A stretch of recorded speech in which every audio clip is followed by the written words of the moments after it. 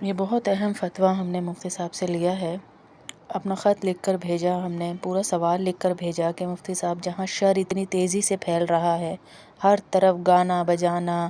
اپنی شکلوں کو دکھا کے، اپنے جسموں کو دکھا کر پیسہ بٹورنا عام ہو چکا ہے، تو وہاں پر کیا کہتے ہیں مفتیان کرام کہ ہم دین کو کیسے سوشل میڈیا پہ لا کر، سوشل میڈیا کا استعمال کر کے دین کو آگے پھیلائیں؟ تو انہوں نے فرمایا کہ آواز کا پردہ نہ ہو عورت کا، باقی یہ 3 پردے ہیں، جس میں پہلا پردہ یہ ہے کہ عورت کا چہرہ نہ آئے، اگر ہاتھ جیسے سبق پڑھاتے ہوئے آ رہے ہیں تو وہ بھی دستانے میں آئے، اور پیچھے کوئی میوزک ویڈیو کے نہ چل رہا ہو، تو عورت دین پھیلانے کے لیے، درس کو دینے کے لیے، بیان کو دینے کے لیے یوٹیوب چینل کھول سکتی ہے، تاکہ لوگوں کی رہنمائی ہو، دور دور تک، ملک کے کونے کونے، ملک سے باہر، دنیا کے چپے چپے تک دین پھیل جائے۔ آمین۔